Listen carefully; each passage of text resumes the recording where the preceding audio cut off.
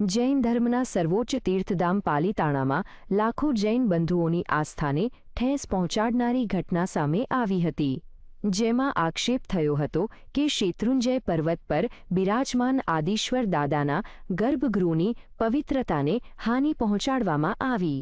તીર્થમાં વિધર્મીઓને ફોટોગ્રાફીના contract આપીને પવિત્રતા સાથે ચેડા કર્યાનો આક્ષેપ થયો હતો, જે પછી આણંદજી કલ્યાણજી પેઢીએ આ કોન્ટ્રાક્ટ રદ કર્યો છે. શાશ્વત તીર્થ પાલિતાણાના પવિત્ર ગિરિરાજ પર ભગવાન આદિશ્વર દાદાના ગર્ભગૃહમાં થયેલો મર્યાદાભંગ આસ્થા માટે કાળી ટીલી સમાન છે.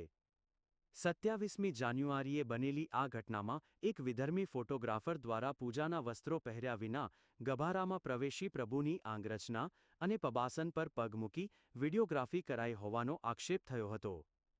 વાયરલ થયેલા મેસેજ મુજબ વિધર્મી યુવક ગંદા પગે અને અયોગ્ય વસ્ત્રોમાં ગભારામાં પહોંચ્યો, જ્યાં ભગવાનના અત્યંત નિકટ જઈને અભિનય કર્યો.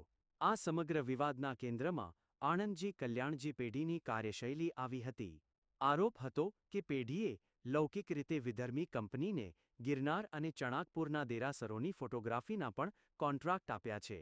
જૈન ધર્મના સિદ્ધાંતો અનુસાર ગર્ભગૃહમાં ફોટોગ્રાફીની સખત મનાઈ છે, ત્યારે આણંદજી કલ્યાણજી પેઢીએ લખનૌની એક વિધર્મી કંપનીને 45 લાખ રૂપિયાના તોતિંગ કોન્ટ્રાક્ટ આપ્યાનો આરોપ લાગ્યો હતો.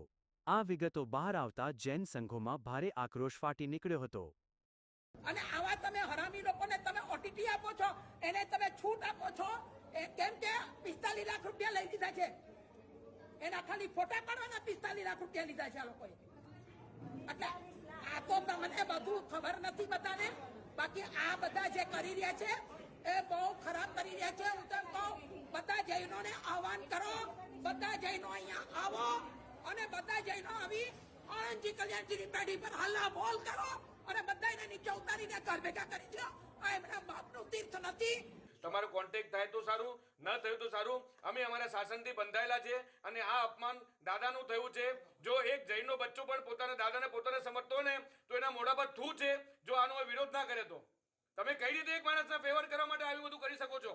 અને તમે લોકોને કહો છો તમને શરમ આવી જોઈએ. આ ભારતમાં અમે આ વાત ફરાવશું અને બધું જ કરી ચૂકશું અમે. તમે આમાં અમને ઓછા નહીં આંકતા. પછી શું થાય છે જોવાઈ જશે.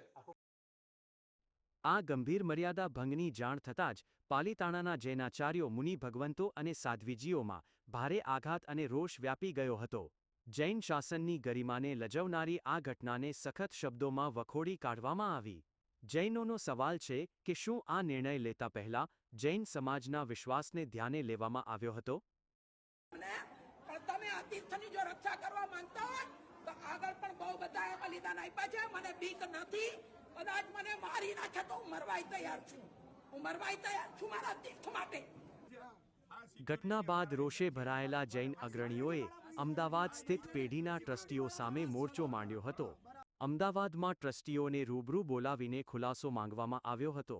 વિવાદ વધતા આણંદજી કલ્યાણજી પેઢીએ લૂલો બચાવ કરતા જણાવ્યું કે પુષ્પેન્દ્ર શર્મા નામના વ્યક્તિએ ગભારામાં પ્રવેશ કર્યો હતો.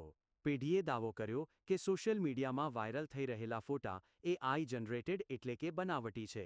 પેઢીએ મિચ્છામી દુક્કડમ કહીને મામલો શાંત પાડવાનો પ્રયાસ કર્યો હતો.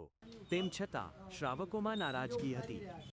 આસ્થાને ઠેસ પહોંચે એવું કામ આણંદજી કલ્યાણજી પેઢીએ કર્યું છે, એનો અમારો સખત વિરોધ છે અને અમે આનો વિરોધ કરવા માટે અહીં આવ્યા છીએ. અહીં અંદર એમને ચેનલ બતાવવા માટે જાય છે.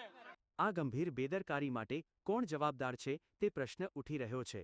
પાલિતાણાની આ પવિત્ર ભૂમિ હજારો વર્ષોથી શુદ્ધતાનું પ્રતીક રહી છે, ત્યારે આવી ઘટનાઓ તીર્થની સુરક્ષા અને વ્યવસ્થા સામે પણ મોટા પ્રશ્નાર્થ ઊભા કરે છે. આસ્થાના નામે વેપાર કરનારા અને તીર્થની મર્યાદા લોપનારા તત્વોને જૈન સંઘ ક્યારેય માફ નહીં કરે. વિરેન્દ્રસિંહ ભાટી સાથે જતીન બારોટ, GSTV, અમદાવાદ.